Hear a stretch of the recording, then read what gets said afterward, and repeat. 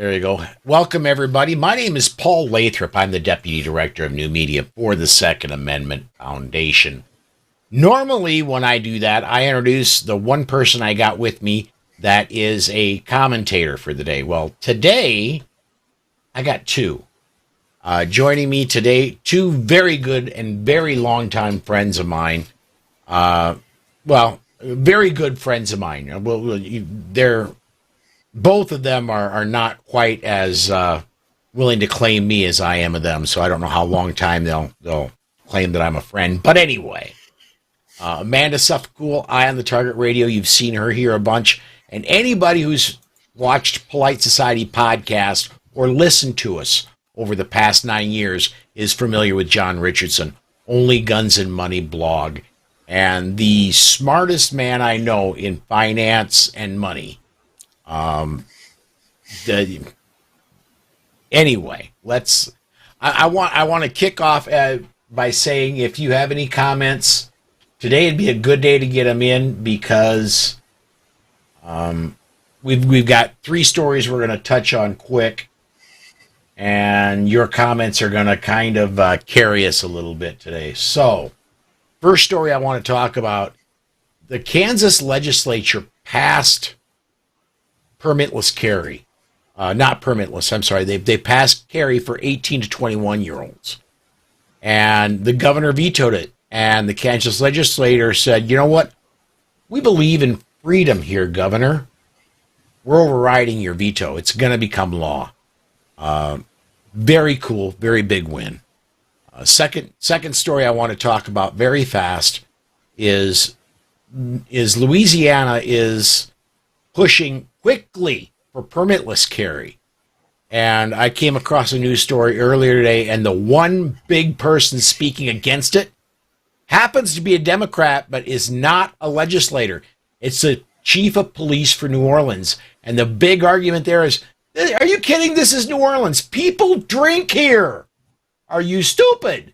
And to which I reply, you know, criminals kind of usually do more than drink. They generally have drug problems. And by the way, Chief, have you ever seen an episode of Cops? I'm sure your officers know how to deal with people who probably shouldn't be carrying, but already are anyway. I don't know. Amanda, John, what do you guys think? Okay, which one are we taking first? Louisiana? So, because the Louisiana one is like, look, they had to beat the bushes to find someone who is against it. And they generally find somebody that's part of the, forgive me for generalizing, but the policeman's union, and they're a spokesperson, and they'll be like, but guns, only police officers can have guns.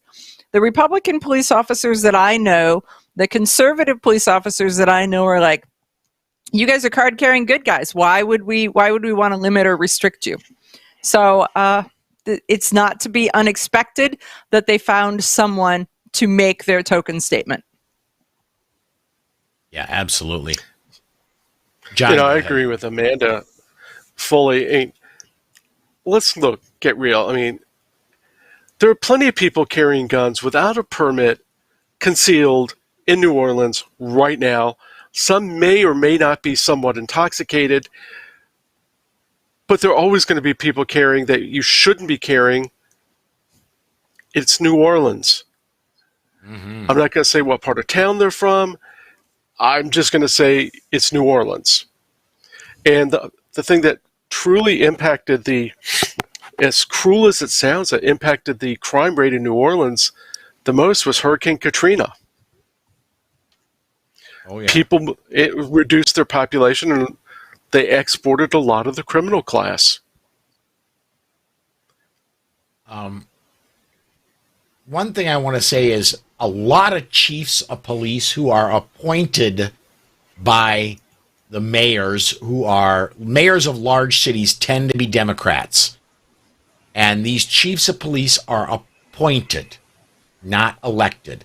And so they follow the boss, the mayor's lead when it comes to policy. And when you go to sheriffs, they're almost exclusively elected, and they go by what the people want. And you're going to be hard-pressed to find many sheriffs that are against freedom and for regulatory laws for guns. There are just not that many out there. I think that the interesting thing about the New Orleans Police Department superintendent, I had to go look at his title, New Orleans Police Department Superintendent Sean Ferguson. I think the interesting part is he was like, he's touting how good the education is associated with a concealed carry license. And that this is, on the other hand, untrained individuals. And so there is that, you know? And by the way, found it amusing. Crosley has a fan. Yes. Well, I remember when Arizona went permitless carry, and who more than anybody else promoted training but the gun rights community. We promoted the training, and we urged everybody to go get training. But we didn't say it was essential to exercising your constitutional right, but it was highly suggested for your own well-being. And I think that's what people, the good guys in Louisiana, would say. We're not anti-training. We're anti-force. We're anti-force. Anti-force, yeah. Mm-hmm. Right. I mean, when the government overreaches to tell us what we have to do in every step of the way, then that means that they can give it, then they can take it away. They can over restrict it. They can over define it in some way that it doesn't make any sense. And I mean, we've seen states where they passed a concealed carry law, and when they put it all together, it's like, this makes no sense how you've got it structured, and it doesn't tie to any class, any nationally recognized class. It's just some random number that you plucked out of your ear to say what you have to do or what you have to meet. And then you see people who are not in it because they want to be firearms trainers and they want to educate. They're in it because they want a little extra pin money, and the government has just regulated it to where you have to take some class. So you can get the lowest dollar class that they can offer to 150 people at the same time. I want to get this comment in here quick. Susan Myers says that's incorrect on sheriffs.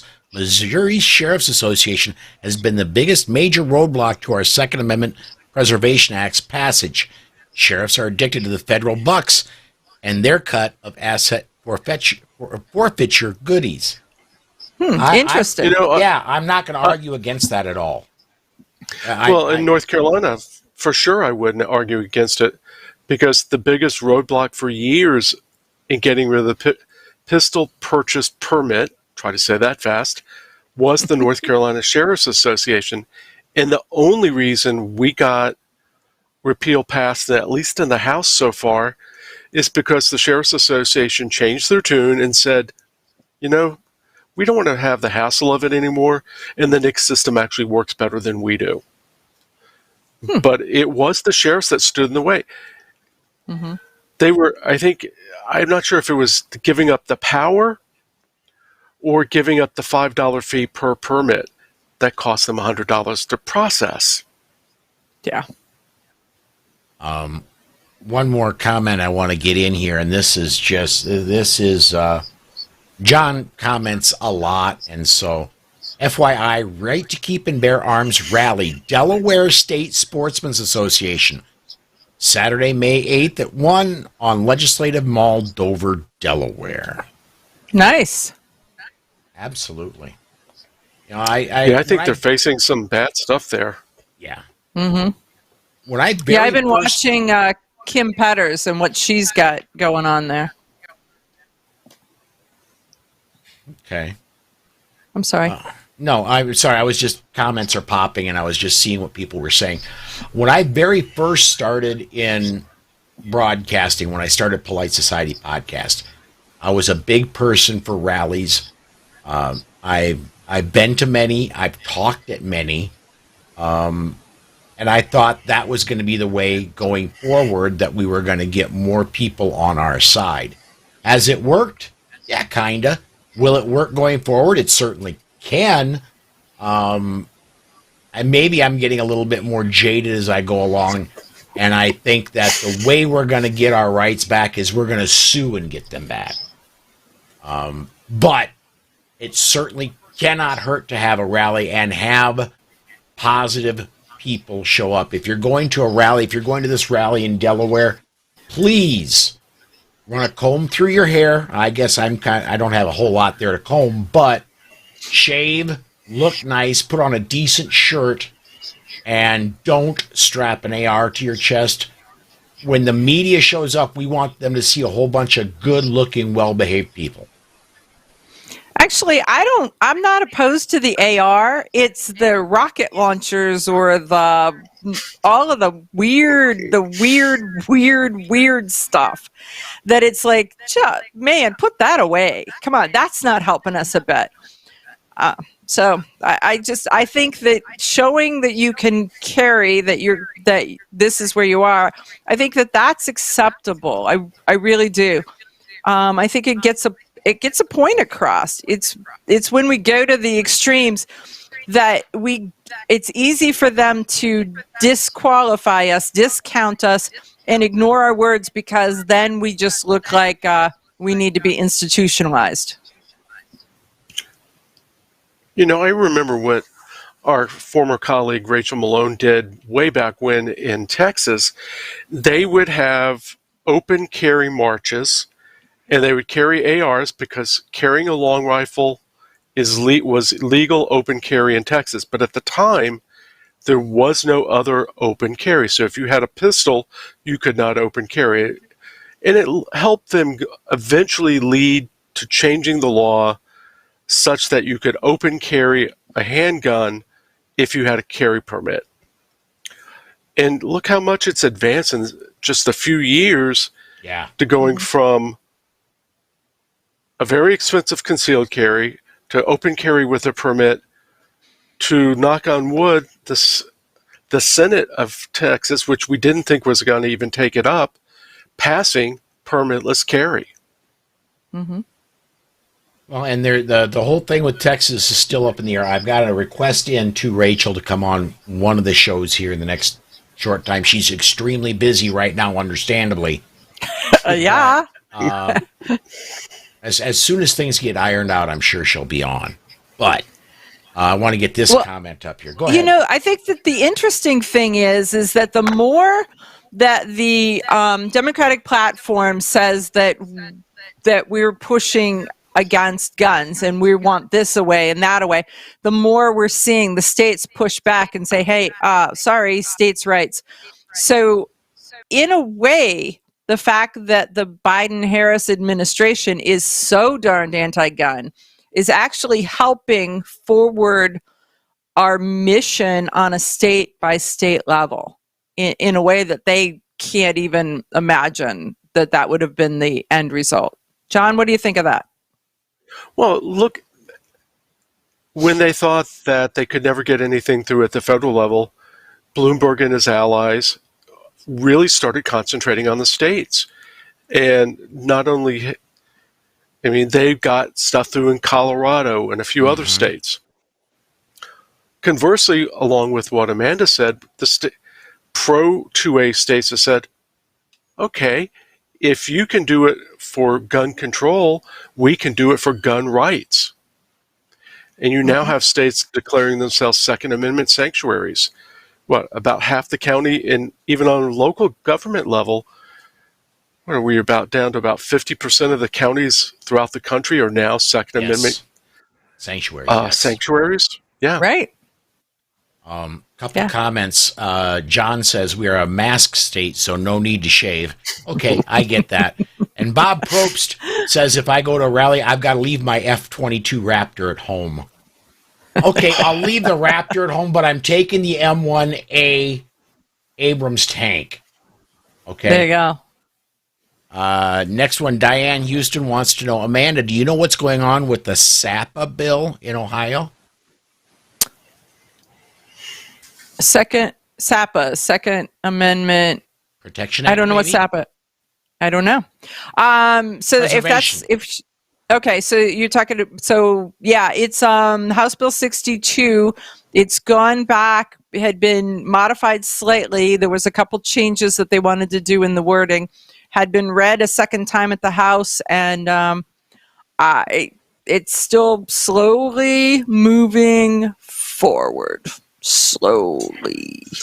Because Ohio does not do anything speedily. We are proud of the fact that we are like number 40 out of 50 states generally. Rick Kinnison is a great comment.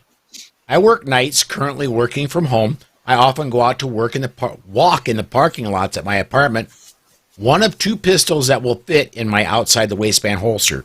Police have driven by, no issue. I suspect it would be a different matter if I had an AR-15 and a 3-point holster in modified low ready. Oh yeah. Oh yeah. Yeah. No, he's right. He's right. When Ohio first passed their concealed carry, when you got in your car, your gun had to be in holster on your person in plain sight. And so it had to be out in the open with the car doors closed. And so I rode a motorcycle. And so I would drive to the range and I've got a pair of ordnance on my hip in an outside the waistband holster. And they would be like, they'd look over kind of like, oh, motorcycle. Oh, girl motorcycle. Oh, girl gun motorcycle. Sure, have the lane. Go right ahead. Just have that lane. Right. All right. I'm going to do this, but Lois, you're getting one comment because I'm not going to go into a stroke today. Lois says assault rifles belong in the hands of military and police, period. Assault rifles, Lois, do not belong in the hands of the police. Let me explain to you real briefly what an assault rifle is. An assault rifle is a short-barreled rifle, not an AR-15. It's shorter than an AR-15. And it's got the full auto selector switch, which means my AR-15, I can get out and show it to you, but the Facebook and YouTube don't like me showing them. It's got two positions on the safety, fire and safe. An assault rifle has the third location that's for either 3-shot burst or full auto, depending on if you're dealing with an M16 or an M4. And believe it or not, Lois, as long as they're made before 1986, they're absolutely legal. You just got to pay the government an extra $200 and wait a year or so. Robert correctly assault says... assault is an act. Mm-hmm. Assault is not an inanimate object such as one of our firearms. So I would say, Lois, you need to turn off whatever news you're watching and switch to a different one, because whatever they're feeding you is a line of bunk, because there is nothing in the Second Amendment. There's only 27 words. There's nothing in there that says police and military. It does not. It is about you and me and our right to protect ourselves with whatever tools are available based on the technology available at the time. So, and then Robert followed that one up is there's no such thing. There's no such animal as an assault weapon. Right. No, an assault weapon is truly a made-up term by Josh Sugarman, who's now the head of the Violence Policy Center. Mainly made up to confuse people, no offense, Lois, but people like you, that ugly gun is a fully automatic weapon, which it's not. They want that confusion. Yeah, the fully semi-automatic, yes. Susan's right. You do realize that Lois is only emitting and not receiving. We'll just say. Yes. So, okay, Lois, you've gotten your 2.5 seconds of time. Go home. Diane says, I love 2A rallies. However, I don't think people should be carrying AR-15s. Diane, I'm kind of with you there. And the reason I think you should leave the AR at home when you're at a rally is this. It's all for image. Mm-hmm. And we want to be seen as just your average neighbor. This was part of my talk when I went down to Florida and emceed their Florida Carry event. It's in order to change minds of people who may be neutral or may be anti-gun. Their minds can be changed. It's extremely difficult. What has to happen for you to change minds, you've got to become their real life friend. They've got to trust you. You've got But they're not at the rally to get knowledge or education. The rally's for two things. It is for the people who already agree with you, because that's why they came to the rally, and for the news to look at you and share it in a big look at them kind of way. There is no having a one-on-one meaningful conversation, interaction, give and take. Not and at a here. rally. That's not what a rally is about or for. And so I kind of disagree. I think that actually I'm much more comfortable with a sling to AR than with somebody that's got their hands on their pistol. And I don't know why. It's just to me, maybe it's the, as you're teaching people, a long gun is a whole lot easier to just kind of know where it is and control it, if you will. So, John, you're nodding. Or Well, I look at some of the rallies that Grassroots North Carolina had, and there actually no firearms are allowed on legislative grounds. But what they did is they had some guy dressed up like a rhino, and his name is Squish the Rhino. And their goal was to embarrass the squishy Republicans who would not go ahead. And, if you get down to some of the, Alinsky, he says that Alinsky's rules for radicals, he said, ridicule is man's most potent weapon. And I can't say that it always worked, but it does get pressed when you have somebody dressed up like a rhino with a rhino head on, at least. Yeah. I could, but I think they made him take it out. I think Go they ahead. made him take it off because there was a no mask ordinance back then. Now I guess you could just say, "Oh, this is for COVID. This is my mask." This is my mask." Exactly. So let's talk quick about Kansas. Okay. Robert's got a great comment, and then I want to move on to the one other story. Where we go? Remember, Paul, in the 1990s when it was our semi-auto pistols they were after? They certainly were. Remember the Glock that you could carry through the airport because it wouldn't show up in a metal detector? Right. Oh. Yeah, the stories.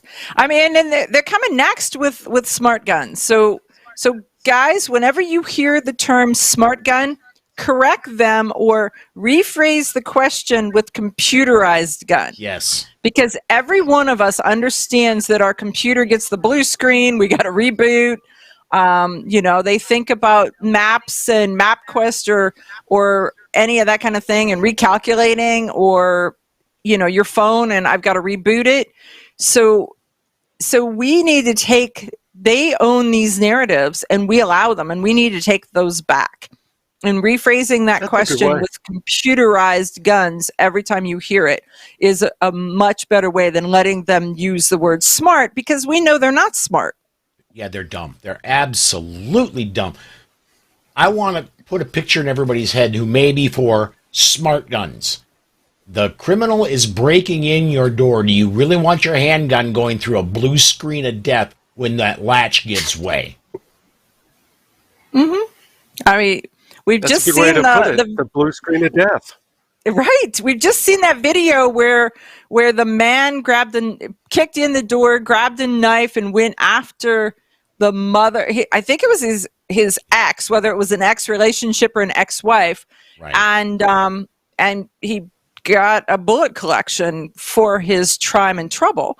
But her life was absolutely it was seconds, absolutely a split-second decision whether she lived or died. the other video that everybody in the world has seen, where it was quite literally seconds, was the policeman that shot the teenager who was just about to fish gut the young lady with a knife. Mm-hmm. That policeman had about a half a second to make that decision. Columbus, Ohio. Mm-hmm. Yep. Yeah. Mm-hmm. All right, I want to bring up one more story. And John, I seen this We off your haven't Facebook. talked about Kansas. We mentioned it. We blasted past it. Yeah, we kind of did. Okay. Okay. Go back to It's Kansas, there, it's and gone. then I'll get to this story off John's Facebook page. I think the interesting thing about Kansas, and I just wanted to say this, I think the interesting thing about Kansas was that when they voted to send it to the governor and the governor vetoed it, they did not have enough votes for an override. They had to go back and whip those votes up. And so that it was when they stood on the stance was one thing, but then when they stood on the fact that they have voted and the governor has decided not to, it was almost it was like a whole different audience, a whole different reason, a whole different stand. Absolutely. And it's interesting that they came up with more votes the second time around. I didn't catch that one. So, John, you posted on Facebook a really, I almost want to say entertaining, but only because of the name of the business. There's Yes. a car dealership in Texas in trouble. Yes. Well, it's not trouble. necessarily the dealership, but a couple of the salesmen who are selling guns, ammunition, and suppressors out of the back of their own personal cars. They were salesmen for a company called the Covert Auto Group, which was both a Ford and Chevy dealer. I guess selling suppressors without a background check would be covert, but given that they got caught, maybe it was the overt, Not the so overt covert. part of it that caught them. Yes. And this was I picked it up from the Fort Worth Star Telegram. And he got also included an AR pistol with a drop-in auto sear. Yeah. Ooh, Whoa. what was right? So, Yeah. so silencers and the potential for full auto is not going to go good for them. No, not. John, you were freezing up there for a second. Not even in Texas would it be. Right. John Lutine says police now call their ARs patrol rifles. Yeah, I like that. I like it. I like that a lot. See here. And then Robert says, legit question for all those that are for gun control. If the definition of a criminal is one that does not obey the law, should said laws actually exist? And we've been saying that for years. Yeah, absolutely, Robert. That's a great point. Mm-hmm. All right, we are at 28 minutes after the hour. Anything else that we should be bringing up today? Well, just to follow on a little bit about Kansas, I do note that the Firearms Policy Coalition is suing the state of Tennessee, which just adopted permitless carry because it did not apply to 18 through 20-year-olds, unless you were in the military. And I think if it applies to someone in the military, their argument is it should apply to everyone. And I know Interesting. SAF has a similar lawsuit in Pennsylvania. So I'm loving this stuff. I am absolutely loving all the pushback that's happening state by state by state. And it really, that is kind of heartening, if you will, because you're seeing efforts gain ground in a way that I don't know that we've really seen in a while. I want to go a little bit of Pollyanna-ish on this. I admittedly, because of what I do, I have to go through news every day. I look for good news because if I had to report on bad news every day, I would be a basket case inside of a month if there was only bad news to report. We're seeing good news. We're seeing it on the state and local level. We're going to continue seeing that, is my prediction, because enough of us are fed up, and where we can make an effect right now is on the state, on the county level, and that's where we're seeing Second Amendment sanctuaries. We're seeing permitless carry growing. We're seeing all kinds of movement on the state and local level, and I think that's going to continue at least until the end of 2022. Yep, I think so too. All right. And I think we've kind of run through the comments. So we're a minute late. Again, for me, big shock. I run late with these all the time. But, Amanda, thank you very much. Before we head out, what's coming up on Eye on the Target Radio? We're only a couple days away, Sunday evening. Well, this Sunday, I have Dr. John Adine on talking about testifying in Texas. And then the next Sunday, I actually have the Sharon Kennedy, she is an Ohio Supreme Court justice, coming on talking about the Second Amendment and Ohio's Second Amendment and kind of how they tie together.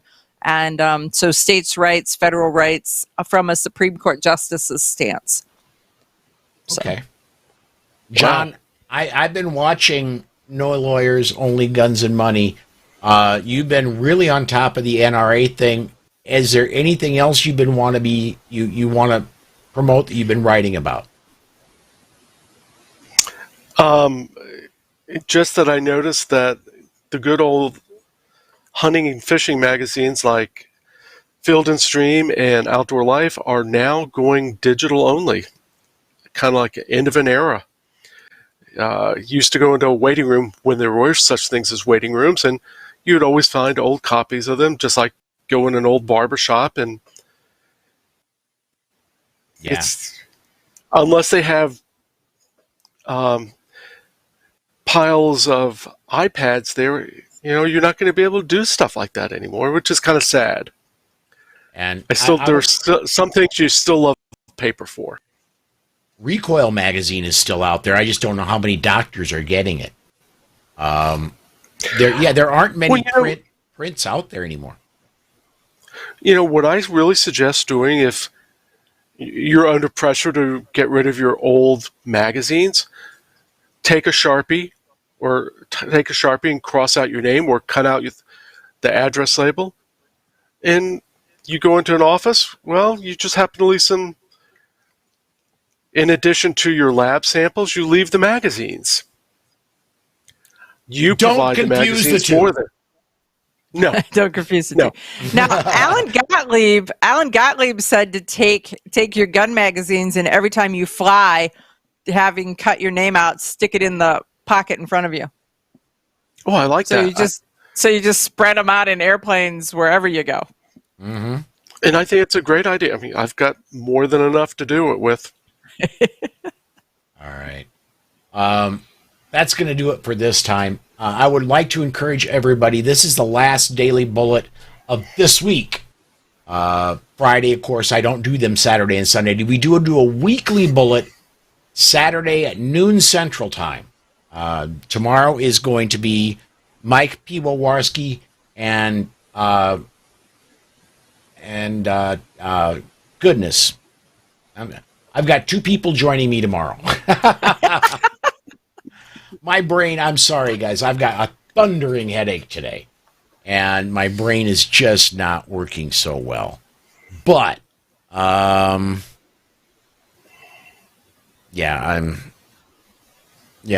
DJ Play Nice says, who? I'll get that up there. There we go. Let me make one switch on my computer screen, and I can see. Actually, I can tell you who is coming up tomorrow.